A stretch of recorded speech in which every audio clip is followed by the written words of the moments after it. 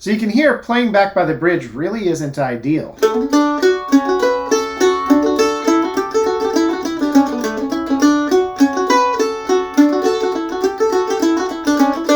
When you compare it to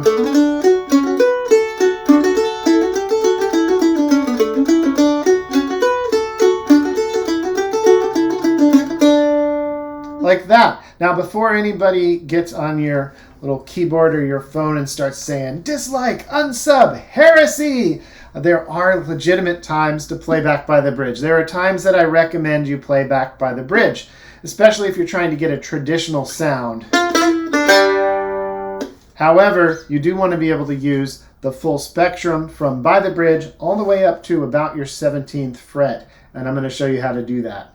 Hey everybody, Nate Lee here. Welcome back, or welcome if you're new. If you like this kind of content, make sure to let this app know by clicking that like button and subscribing. Now I'm going to show you how to get your hand away from the bridge. Now you would like to have a full spectrum of tones, but most players don't. So you've got all these different tonal options all the way from by the bridge, moving closer to the fingerboard, and even over the fingerboard. If you can use all of those, you will be a very versatile mandolin player, and you can fit into all kinds of different situations and really express yourself the way you would like to. But most people get stuck by the bridge when they begin mandolin, and often for years after that, and get very frustrated because it's really hard to get away from the bridge when you have that habit. So I'm going to show you exactly how to get away from the bridge. Now, it is totally okay to play by the bridge. For more traditional styles, you're going to need to if you want to replicate that sound, and there's certain licks that are just really great there. But in a lot of music, we don't want that. So if I demonstrate with a little lick from my song Quick Select back here by the bridge, you can hear how brittle it is. And these are some very old elixir strings on here, so it's going to be a little extra brittle, but still, even on new strings, it would sound pretty close to this.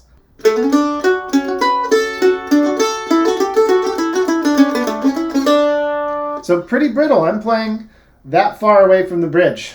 So that's about 1.5 inches, something like that. It can be a really great range for some things, but as you can hear on a song like that, it's really not ideal. Now let's compare to up here.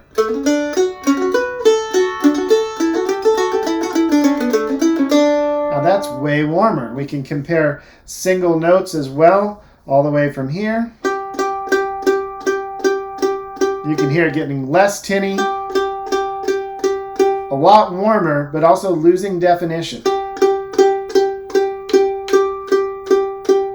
Here we're warm and tubby. I'm actually up to my 15th fret here. Warm and tubby, it lacks definition, but it's a really pleasant sound. All the way to here, extremely tinny, but lots of definition. And for many songs, the answer lies somewhere between those with little ventures back and forth.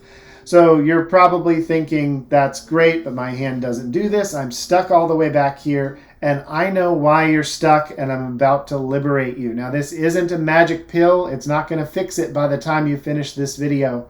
But make sure to watch all the way to the end of the video so that you can pick up on all the tips. And if you put in the practice time, doesn't have to take a ton of practice time, but if you put in the practice time, you will be able to change this and become a much more versatile mandolin player.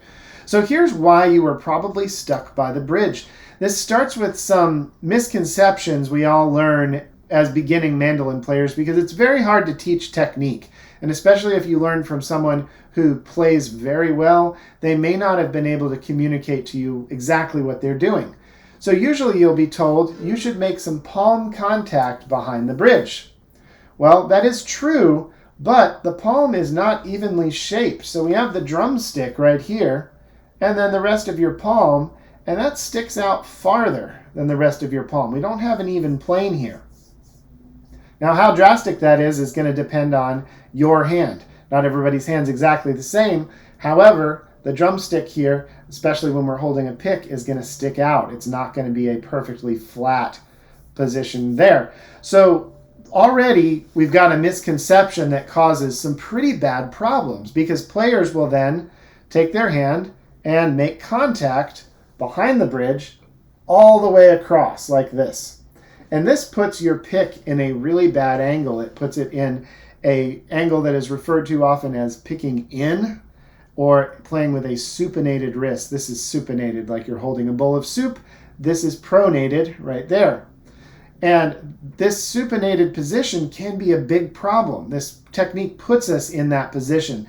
Now I'm going to grab the comically large pick and show you what I mean a little bit closer. If we're playing in a supinated position, it's going to look like this, making our downstrokes very easy and our upstrokes not easy at all. They're going to catch. It's going to be really tough. Now if we go this way to a pronated position, just by rolling the hand in this direction, supinated, pronated. If we go to a pronated position, now the downstrokes are a little harder, but the upstrokes are really easy. And we want that because upstrokes already have gravity working against them. Upstrokes are weaker, so we want to balance that out. So as you can see, if this position makes it harder to pick both your down and upstrokes, and this position makes it easier, then automatically falling into this position where the whole palm touches the strings back here is putting you at a disadvantage. It's going to be harder for you to play fast, quite a bit harder. In fact, you may not be able to do it at all with your hand in that position. Now, if you've been doing this, it's okay. You can beat this. You can get past it. I'm going to help you. So the first step you need is to fix that position. And this is going to be the main thing that fixes this problem, and it's going to allow you to come forward and use other areas. Now, at first, this is going to feel really bad probably because you're used to doing this and you need to be doing this. So the way to do this is you very slowly, carefully change your habit. You don't have to go straight to the new technique at all. You can go just a little bit. So here I am in this position. This is the bad position. And now what I'm going to do is I'm going to slightly change it.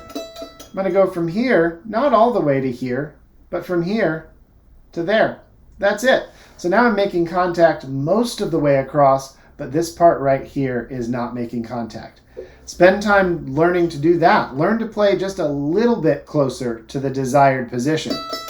It's okay if you spend months on that. Just get it to where you can do that. Then next, you'll turn a little bit more and learn to play that way, and then a little bit more and a little bit more. Now, don't despair that you have this habit of leaning down in this direction, because there actually are going to be times when this is the perfect position. For downstroke stuff, this can be great.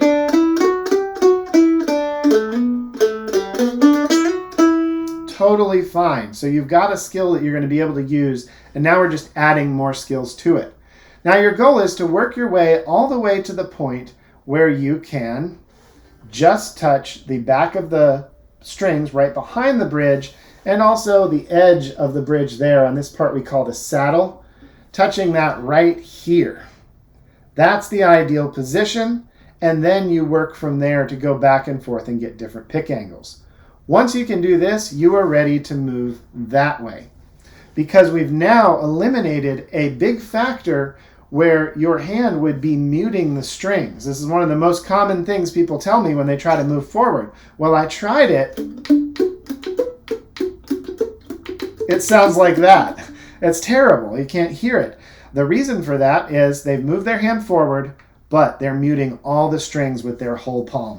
So if you've trained yourself to have this other angle, then when you move forward, well, now the only string that you are muting is your G string.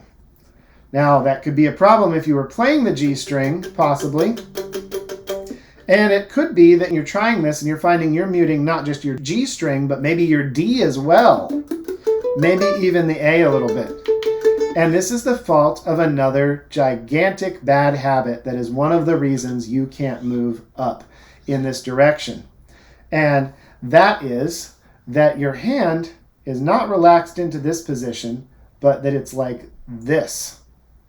When your hand is in this position, that lines up your pick with the drumstick here, meaning that any string your pick is picking, the drumstick is muting. So this is bad technique, a bad habit. What you need to do instead is let gravity take over and pull your hand down a little bit. Stop holding it up. There's a lot of benefits to this, not holding your hand up. really frees you, it relaxes you more. So you let gravity take effect. Now we have this position where if the string is going here, and there's another one here, your D string, for instance, may be the one you're picking, and it's in an open channel right here. And then this part may be touching your G string. You've got reference. It could be touching the bridge. It could be touching the string farther up here. You have reference now. So if you take your hand and you move up this direction, then your pick is always going to be just below the drumstick. So you're going to be okay. You're not going to mute those strings. Now, another reason that you may not be able to play up in this direction that is extremely important is when you change from one string to another, you need to be opening and closing your elbow. So if you go from the D string to the A string, with very few exceptions, you need to be actually moving your arm to the other string and then moving your arm to bring it back. Otherwise, you're going to be reaching like that. Now you've changed your pick angle. You're probably going to mute some stuff. You're going to get some bad tone. It's really bad. So you need to be delivering your hand to each string, or else getting up here is not going to work out very well. So that's a lot already. You want to build these habits one at a time. Get to where you've got this angle, and then start to move up and get to where your hand has dropped a little from your wrist. The pick is down here, but the chicken leg drumstick is up here. And now you're able to pick the string in this open channel that your hand creates and not mute the string you're playing on. Now you can take that and you can use it to move on up the neck. Now we're not trying to play on our G string. Ignore the G string for now. Play on your D, your A, or your E, and you just pretend the string here is the saddle that you've been resting on, or is the string behind the saddle you've been resting on. So you move up a little bit. Well, you've got reference here, so you're going to be okay. Now you may try moving all the way up at first and find that it's sloppy and messy and all that kind of stuff. Don't worry about moving all the way up. Here's your goal, is if your pick has been stuck here, then you try to get it here. That's it, the tiniest little bit, just a little bit. You could do that for a month and then go from here to there. Remember, when you do this, your arm is sliding back and forth. That is allowing your hand to move over. It's one of the reasons I like an armrest, is it's slick. So you're going to move just the tiniest bit. Maybe it takes you a year, but if you take a little bit at a time, you're going to be able to use everything from here all the way up to here and use all of it. Now it's going to be especially great for when you're playing licks that require tonal and positional transitions in order to make the tones you want and to play fast enough. So a lick like this.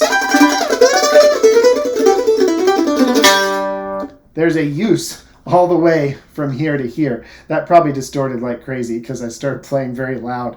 But there's a use for all of this. We're working our way toward those things. Now let's address that G string. This is going to be the last thing you do after you get good at the other strings. On the G string, we lose our reference. When you're picking back here in this general area, you have some reference because the inside of the drumstick will touch the edge of the saddle.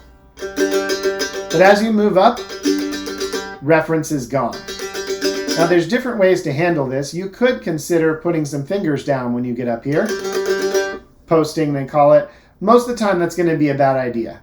There are some great players who do it. It's not that it's bad technique, it's just not likely to help you in really any way. The only time I recommend that you do it or consider doing it is when you get all the way up here and do this type of stuff. Then it can be really helpful to do that.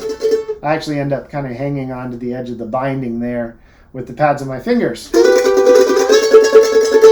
So we've got possibilities here. We could post to try to play the G string, or the way I prefer is when you play the G string, move to a free, more backup type of a motion. Now this means you're attacking the string differently, but there's a reason you don't see most good mandolin players doing their fastest, fanciest picking on the G string. It's because they don't have the support. They're totally free falling here. That doesn't mean it can't be done, but there is something magic here, which is on the G string, you can get a better tone back here when playing fast, for instance, than you're going to get up here anyway. So it all works out. If you're going to play up here, let your hand float a little bit and play more backup-oriented ideas.